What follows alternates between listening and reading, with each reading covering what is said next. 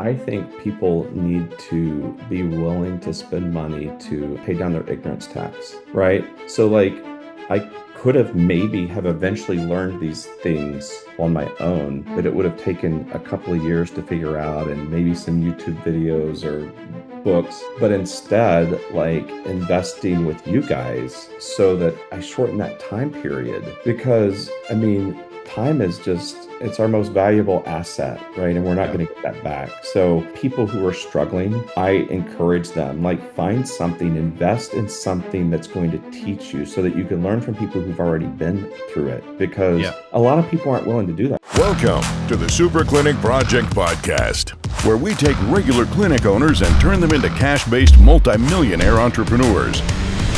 Warning, if you're a doctor who listens to this podcast regularly, you will make millions of dollars. Do not listen to this podcast unless you want to be a successful clinic owner who helps thousands of patients achieve their health goals and adds more money than you can imagine to your bank account. You've been warned. Welcome to the Super Clinic Project Podcast, where we give you the exact tactics, strategies, and mindsets you need to fulfill your destiny by helping thousands of people in your community and dominating your market and your life.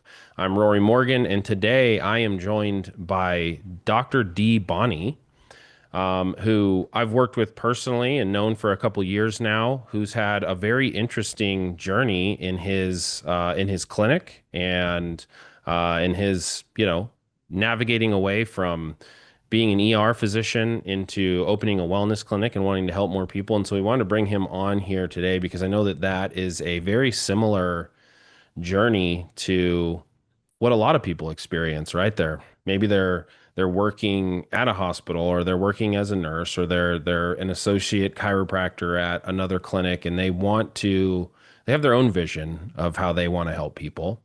And they get off and they start their business and find that it's a lot harder than they thought it was. So we wanted to bring Dr. D on here today. So welcome. How you doing, Dr. D? Man, I'm great. Thanks for having me, Rory. It's good Yeah. to be here and just sharing with people.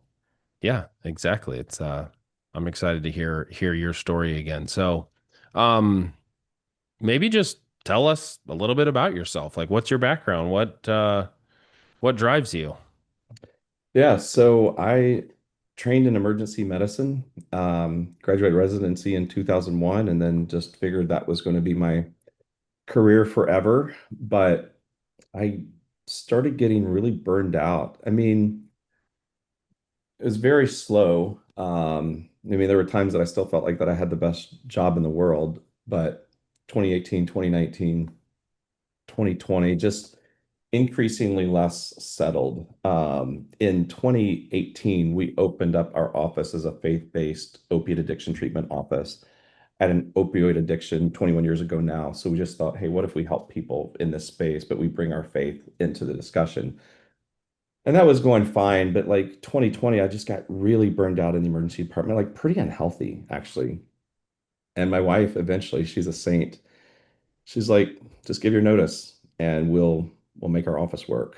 And so I did that. And that's when we expanded our services to be able to include like direct primary care for people. So we started offering some other things. So that was January 2021. And it didn't take off as fast as what I thought it would. And Yeah. so, we were still getting by. Fortunately, we had really dialed down our lifestyle a lot to make that shift possible. And I've never looked back. I still worked 1 weekend a month in the ER just for some extra income up until October 2023. But yeah, I think I just really became so burned out and disenfranchised with the whole traditional medical system that it's like you don't ever really fix people. Uh, Right. you just manage symptoms and I realized honestly I was working shifts in the emergency department and ER doctors get paid pretty well in Indiana at least. But it really became clear to me like if I were not making this level of income, there's no way that I would do this job. Yeah. So then I'm just Yeah. chasing the dollars, and that just didn't seem like a good way to be. It wasn't worth the price that I was paying of literally dreading shifts before I went in. Or I would work shifts and I would just, in my mind, I'd be like, well, I could just walk to my car and drive Yeah. away. Yeah. right? Not that I did that, but like that was kind of my thought process. And Yeah. so thankfully I never did that. Yeah. Yeah, I was gonna say, I mean, you kind of alluded to it, but you must have been making pretty good money, and then switching over to opening your own thing, not only probably took a hit to the income, Yeah. because you get used to a certain way of living, right? Right. But then on top of that, you start working for the worst boss in the world when you For open up your own sure. business. Yes. Yeah, and when I decided to make that decision, I mean, I think we were probably making like 2,500 bucks a month or something with our addiction office. So like not family sustaining income by any means. So Right. Yeah. No, no, no. Yeah, for yeah, sure. Right. Compared to, not with five boys. yeah. Yeah. Okay. How old are your kids? 23, 15, 13, 11, and 8. Crazy. Yeah. I don't meet people very often that have as many kids as I have, especially boys. All So boys, right? yeah, I talked to someone the other day who had five boys, but they were just about to have a girl. So Well, you know what they're I heard. Men make what's men. So that's right. Give it. I mean, preach it, man. uh, Um, so you were doing 2,500 a month in this clinic when you decided to go full time in that, right? yeah. So Yeah. you're not gonna be sustaining any type of lifestyle, right? You're not gonna pay for your kids to play sports, let alone put food on the table and pay Right. the mortgage at that rate. So like, what did you do at that point? Like, what was next when you did that? So I mean, it was really like getting a nice year-end bonus and having some savings and just knowing that could sustain us. And then it's like I've got to make it rain. Mm-hmm. But at that point, our only offer was a $69 a month primary care membership. So there wasn't margin in that. It's just, Sure. it goes back to that just naivete about business. And you're Right. like, oh, well, if I can get, 400 people doing that, that's 20, I've replaced my ER, but, there's actually overhead as it turns Yeah. out. Yeah. And yeah, so, I mean, I think working with you guys was just my first wake up call to like, Hmm. oh, you have to run this like a business. Right. Like there has to be profit in order to sustain the business, and profit's not a bad word, and having margin is not a bad word. So, I mean, I think it was always like, well, if I can just make this amount off of this transaction, then we're good. And you taught me that it doesn't work that way. Hmm. There has to be so much more built in that you actually have to have gross profit margin, like that's good. And Right. so, yeah, that was a game changer for me. Yeah, the gross profit number, right? Because everything else in the business has to run after that gross profit. And it's like we tend to think of, well, net profit, as long as I'm not losing money, then Right. everything's good, right? That's the entry level perspective. Right. Or even Um, hiring someone. yeah, Well, I can pay a nurse practitioner 75 bucks an hour, and as long as I'm making $100 an hour, I'm making money off of that. But that's just it's not a sustainable paradigm because that's taking not taking into consideration that there's rent and there's malpractice insurance and there's electricity. And if you're going to do advertising, like yeah. you need margin. Yeah, 100%. So I think when you came to us a couple years ago and we started getting to know each other, I think I want to say you were probably doing something in the neighborhood of like 60K a month That in the sounds right. business. Yeah. Yeah. And um like what were some of the challenges you were dealing with, and like where were you stuck? What was working well Oh too? Like man, I remember this challenge. I remember you yelling at me for not having enough space on the calendar. I say that tongue in cheek, but like I didn't yell at you. Yeah. availability for consultations, because we started rolling out a weight loss offer that seemed to be easy, low-hanging fruit. It was something that I could systematize so our PA and nurse practitioner could also do that. And but yeah, that was the struggle because I was still in fulfillment like Yeah. 100% of the time, right? Yeah. And so that was one of the things that I had to learn from working with you guys. And like literally, like nothing you told me was untrue. Like, unless you have space on your calendar, people cannot book. And then we're just wasting money on our ads and people aren't coming into the funnel. And it's just all those things that I mean, I'm sure I pushed back a little bit simply because like there's only a certain number of hours in the day, Hmm. right? But that's one of the things, that's one of the constraints that I had to figure out how to solve. Like, how do I get us more availability? So I ended up finding some part-time advanced practice providers who could literally just a couple of days, half days a week, just do consultations and Yeah. do the sales consultation and walk people through that script that you helped us develop. Um, just so there were appointments available, Hmm. and you start getting some people that say yes and some wins, and you're like, wow, this actually does work. So, Yeah. Yeah. Yeah. So like you were stuck in that typical, I don't have margin in my business, so I have to do everything paradigm, right, right? Like I have to see all the patients. I'm also the sales guy. I'm also the marketer. I'm also the accountant, right. right? I'm managing everyone. Everyone reports directly to me. I don't really know how to be a manager, but I mean that's what I'm doing, right? And it's like, There are no SOPs, so you just yeah, keep putting the same fires over and over again. right. You haven't systematized anything. Everything basically comes back to you, right? If you want something done, it's like you think you're delegating it, but it's like you just hope they do it, and then you're just looking over their shoulder and hoping they get it done, and ultimately you end up doing it anyway, and all that kind of stuff. Yeah, Yeah, I think you're bringing back some PTSD for me. yeah, yeah, and Yeah, and I that's kind just of that's forget how rough that important. was. Yeah, it's important for people to hear that, right? Because everyone goes through that. I mean, I'm sure virtually everyone. Right. What do you think the things that really truly unlocked it for you and allowed you to start? I can tell you from my perspective, yeah, like there was a little bit of resistance, but compared to a lot of people, like you knew I need to make changes, Right. right? And the I knew you weren't resistance wrong. was I just didn't just, know how to do that. yeah, the resistance Um, is just like what you'd expect. It's kind of like it's unknown territory. I right. don't really feel like I have time, but I'm gonna figure it out anyway, Right.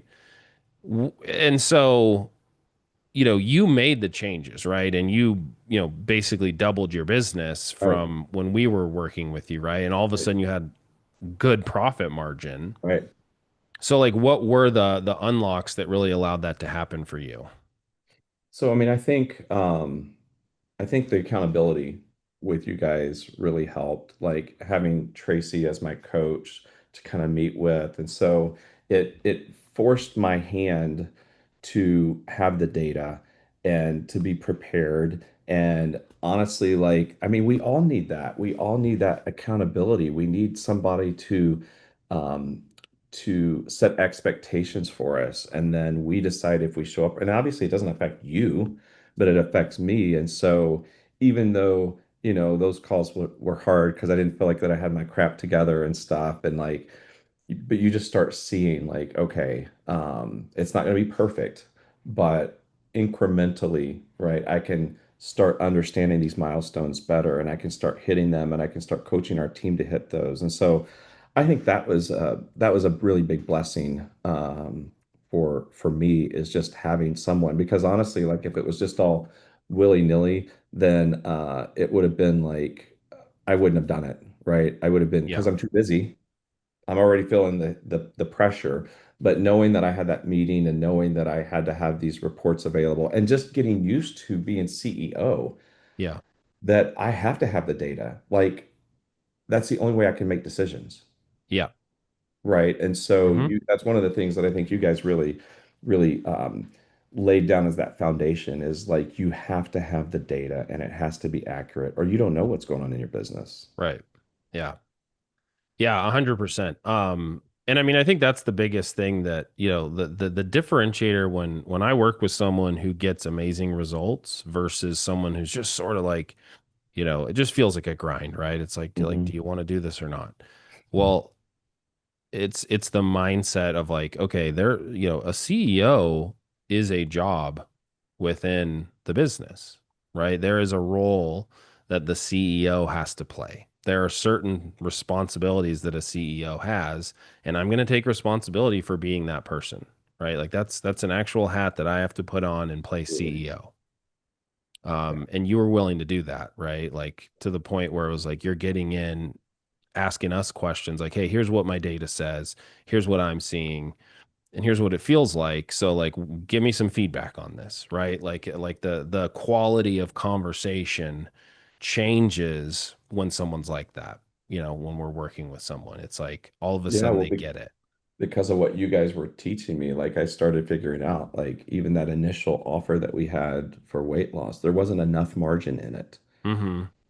So it was until I redid that package and just brought in more value, but also with that more value, higher margin. Hmm. Um, it's that margin that fueled our ability to continue to scale on our ads and to ultimately just help more people. Totally. Yeah. Yeah, I remember that, right? I remember you getting initial growth, right? And it was noticeable, right? But I Hmm. think you were probably still feeling that same stress, like I'm working twice as hard, Right. right? And then Right. we had that conversation about margin, Right. and all of a sudden you did raise the prices and there was a really big jump at that point. Right. Is that correct? Absolutely. Yeah. Yeah. And you taught me how to present that whole sales script. I still love it, that you're not selling anything, you're just demonstrating to that person that you are the solution that they've been looking for. So it never felt salesy or yeah, it felt like that we were showing up to help people. And Hmm. yeah. And so I think that was also just really important to really highlight their pain points and at the same time also highlight that dream outcome, Yeah. kind of demonstrate for them along the line of how you would help them reach that with the Yeah. program you're offering. And so it's kind of fairly natural. So I was able to teach, PAs and nurse practitioners how to do that successfully. Yeah. That's awesome. And that's another thing that stood out with you is like you immediately understood like, okay, this isn't like used car salesmanship, right? This Right. isn't like, oh, what do you want your monthly payment to be and negotiating Right. and that kind of Right. thing. It's like, hey, tell me what's going on Yeah. and let me see if I can help you, right? And it's very much that attitude. And you were a student in it, right? And I remember the first time we reviewed what you were doing, it was like, whoa, you're doing this really well. Thank you. Um, and you were coming like, oh, I don't think I'm doing this well, Right. I'm so right? Like critical of me. but it's like that's the right attitude, right? It's Right. like I think I'm messing this up. Can you help Right. me, right? And that Right. attitude, um, I was like, oh man, like this is exactly what we want to see, right? And it led to the results. Well, it's about caring about that person who Yeah. comes in. Like I had somebody who came in and like she needed to lose like 12 or 15 pounds. I'm like, we've got this great package here. You don't need that. Don't spend $3,500 on that. Like Mm-hmm. literally just caring about people and Mm-hmm. doing the right thing for them. But when you've got 50 pounds to lose and you're struggling with sleep apnea and you're also struggling with your hypertension and all this metabolic syndrome, it's like, yeah, $3,500 can change your life. Yeah. With a 6-month program, we're going to do health coaching, we're going to do nutrition coaching, meal plans, body comp, right? So I mean, it was just that, but like also being able to say, hey, you don't need this. This isn't the right thing for you. Yeah. Just having Yeah. integrity goes a long way. 100%, right? And like that's where you have to approach it from. Yeah. Um, so the biggest thing that I notice with you is like how much different you approach things now, right? So like what would you say to people out there who are in that stuck place, right? That place where nothing works. I don't have the money to invest on, Mhm. what I need next, or I don't even know what I need next. Like from because my perspective is, man, it's just you changed your mindset. You knew like I don't want to stay stuck here. And so what do I need to do? Okay, I need to become a CEO. I need to have a business that actually has profit. I need to understand how business works and work on that skill set, right? Um, from your perspective, what do you think people should be Yeah, thinking about who are in that place? I think people need to be willing to spend money to, I'm going to steal this from Alex Hormozy, to pay down their ignorance tax, Yeah. right? So like I could have maybe have eventually learned these things on my own, but it would have taken a couple of years to figure out and maybe some YouTube videos or books. But instead, like investing with you guys so that I shorten that I shortened that time period Mm-hmm. because I mean, time is just it's our most valuable asset, right? And we're not Yeah. going to get that back. So to people who are struggling, I encourage them like find something, invest in something that's going to teach you so that you can learn from people who've already been through it Yeah. because a lot of people aren't willing to do that, Rory. Like they're just going to sit there and continue to spin their wheels, or then they close the business and they go back to working in the ER and they're miserable and they say things like, well, paid ads don't work, or this didn't work, or I couldn't get any good, like, no, just say, I didn't know how to do that, Mm-hmm. right? Because it's a skill that you can learn just like anything. And so it's like you didn't know how to be a doctor before you became a doctor, but you paid Right. a crap ton of money to learn that skill because you thought it was a good investment. But then somehow with business, we just think, well, I just got to figure it out on my own. But Yeah. and I think finding a program like yours and plugging into it and and that's the other thing. It's like when you pony up that money, at least for me, it's like I'm more likely to engage with it because now I got skin in the game. Yeah. If your program was $100, I wouldn't have done any of it. Right. Exactly. I Yeah. mean, Yeah. so it's like Yeah. just you think you guys provide a great value. And I think people just need to understand like once they get these skills from a program like yours, no one can ever take those skills away. Yeah. Right? It's just going to continue to add to their repertoire, to their skill set for leading and growing their business. So, Yeah. Yep. The other thing that happens too, if you're not willing to pony up and pay the ignorance tax, like sometimes what I've seen happen so many times is it just takes you so long that you end up getting jaded and burned out. Right. I've right. seen that like, yeah, there's people been in practice for 20, 30 years and they just don't think anything works. Right. And And it's here's like, the well, thing, yeah. like ultimately, if what you're providing helps people Hmm. to not grow that, if what you have is really providing value, to not grow that is really a disservice Yeah. to the humans around you. Now, if you're Yeah. selling snake oil, then sure. But most of us aren't. Most of us are finding things that we really can help people with. Yeah. So, I had, we've now kind of pivoted and we're doing, like you and I talked about before, a lot of IV ketamine. But I was in a group of Christian entrepreneurs, and one of the guys in there, I was trying to make some decisions, and he basically said, I mean, with love, tongue in cheek, but he goes, "What right do you have to not grow this so that me and my family can benefit from the service that you provide?" And it was like, Yeah. wow. 100%. That's Yeah. true. Like if what you're doing makes a huge impact in somebody's life, whether that's helping with pain through chiropractic, whether it's weight loss, whether it's whatever, if you're providing something that really has value, you actually owe it to your community to Yeah. grow that. And the only way to do that is pay down your ignorance tax, learn how to operate like a CEO, learn how to scale your business. So, Yeah. Yeah.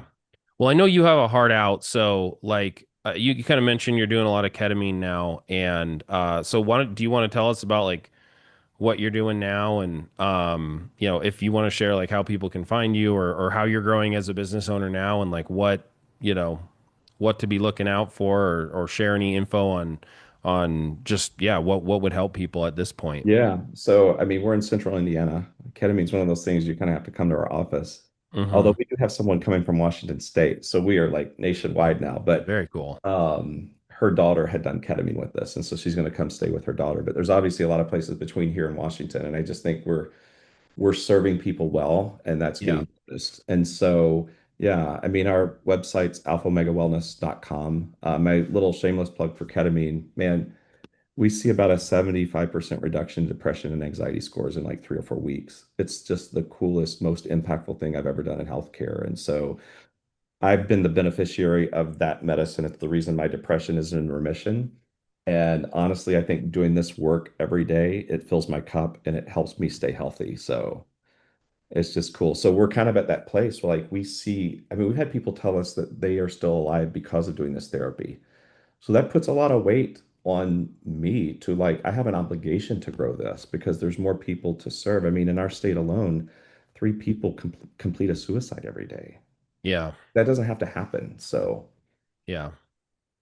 Well, thank you. And we thank wish you all you. the best, and just super, I super good to talk to you again. I wouldn't be where I am right now if not for you guys, because you really just helped me get my thinking straight about how to operate the business. So thank you, Rory. Man, I appreciate that, and we just appreciate you and you trusting us and going all in and trusting yourself. So thanks, man. Thanks, man. I appreciate it. Yeah. You've been listening to the Super Clinic Project podcast. If you like what you hear, subscribe and stay tuned for further episodes of the Super Clinic Project podcast.